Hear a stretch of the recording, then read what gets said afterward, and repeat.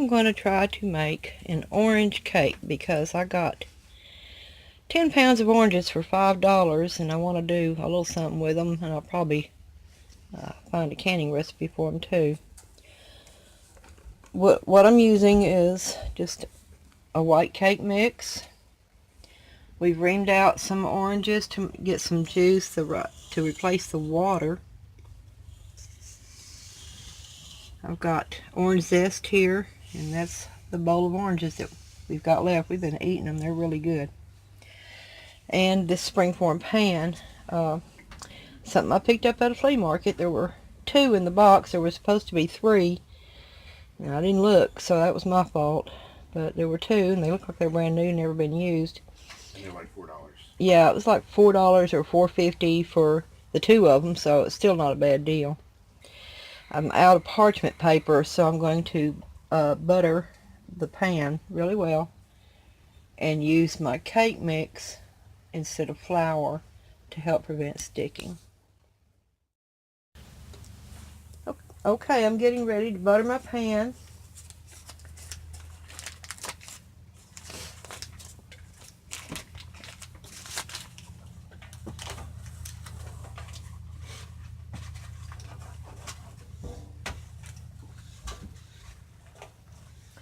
Now, I have never used a springform pan before, and I really wish I had parchment to go in the bottom, but I don't.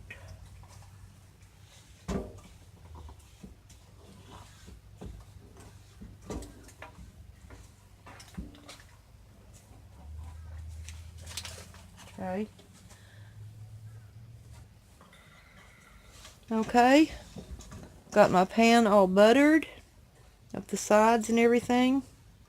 I'm going to put cake mix in the pan, shake it around. Don't take much. No, it doesn't take much, and the rest of it will go in the bowl.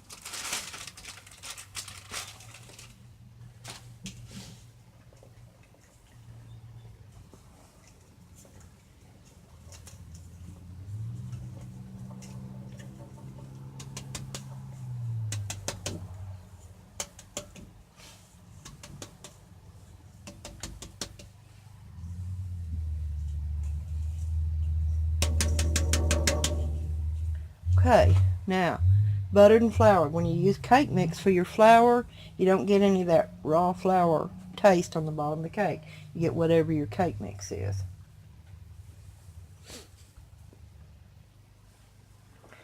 Okay, I've got my cake mix in the bowl. These are our own hen's eggs. Nice thick yolks and everything, and we really love them.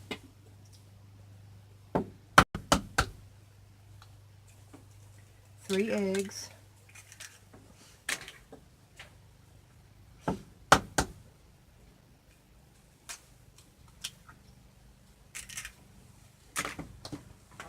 A cup and a fourth of orange juice.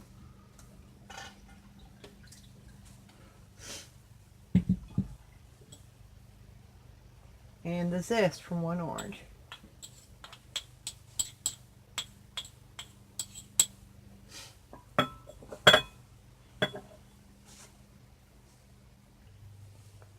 Okay, I forgot to measure and mention the oil. It's a half a cup of vegetable oil.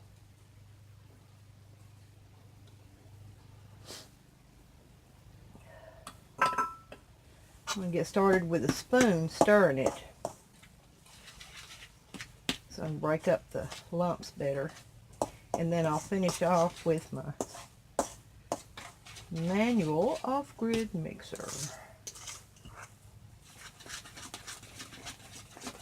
Okay.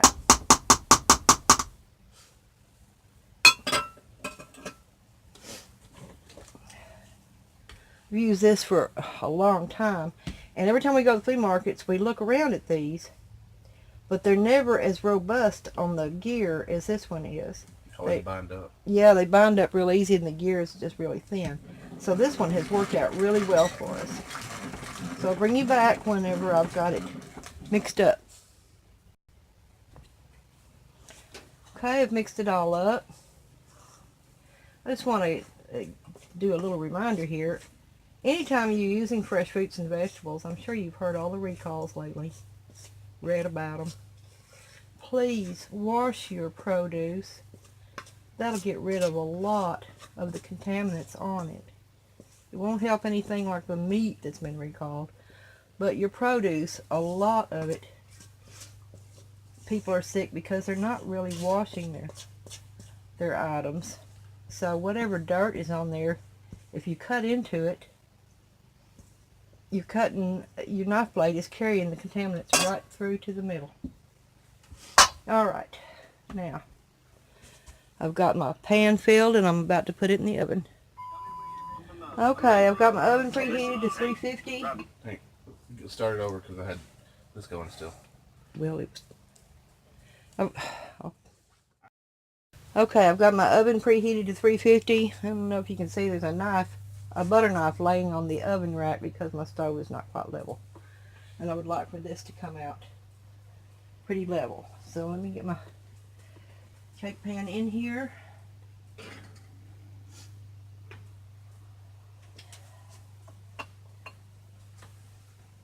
Gently push this in.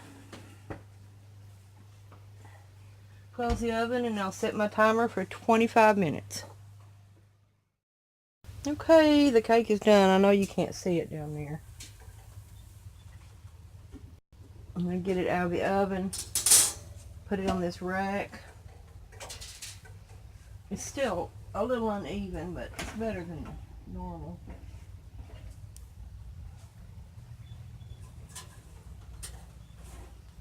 I'll let it cool for a few minutes, and then I can take off the outside of the pan. Okay, the cake is done. It's cooled down for a few minutes. I'm going to open the springform pan. Is it still hot? Not too hot to handle. Okay. Take that part off. Looks pretty good.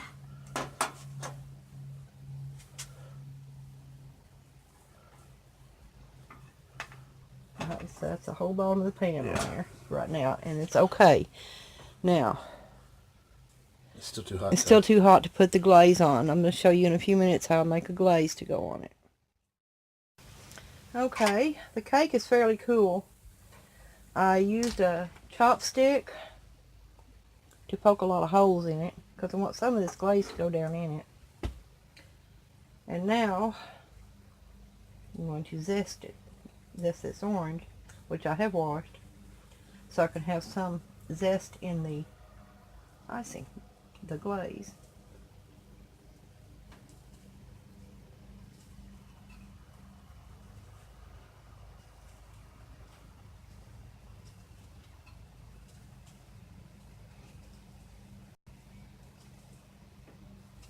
Now what I'll do with this orange when I'm done is I will supreme it, and then I will link you to a video where I show how to supreme an orange, because I want some of these orange slices on the top of the cake. Okay. Just a little bit of that. I've got this orange juice over here.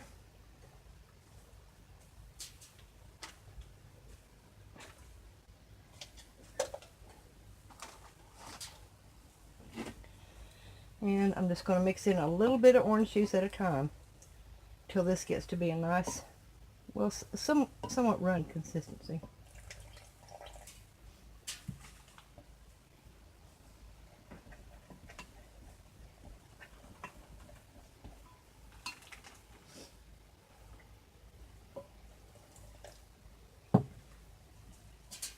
Now this really smells good. I wish you could smell this orange cake and this orange glaze that I'm making.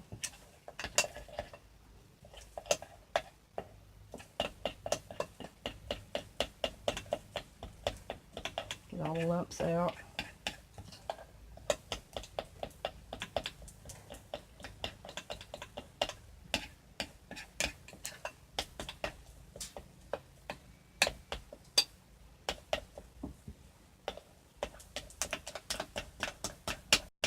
See, that's pretty.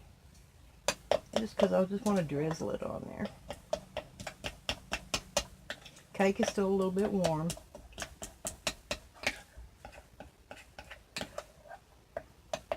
So some of this should melt right on in. Now, orange cake is one of my favorites. My absolute most favorite cake is red velvet. But orange cake is right on up there too. Okay. Let me get my cake over here.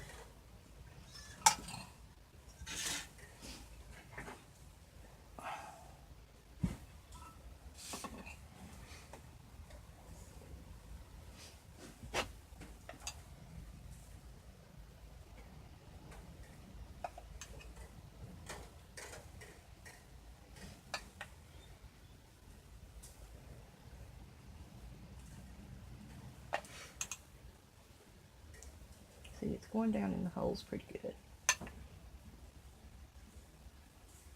And some of it can go down the sides.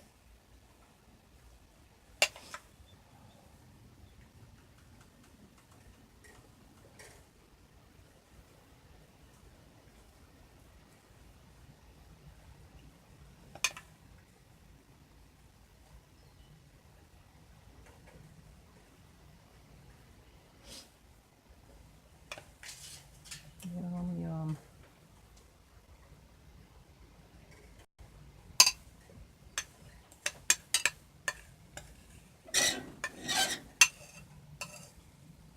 Okay, y'all.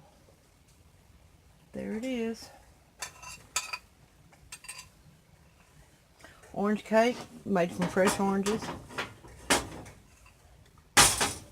with an orange glaze. Now let me get that orange supremed and I'll bring you right back. Okay, there we go. Here's our orange cake with orange slices on it.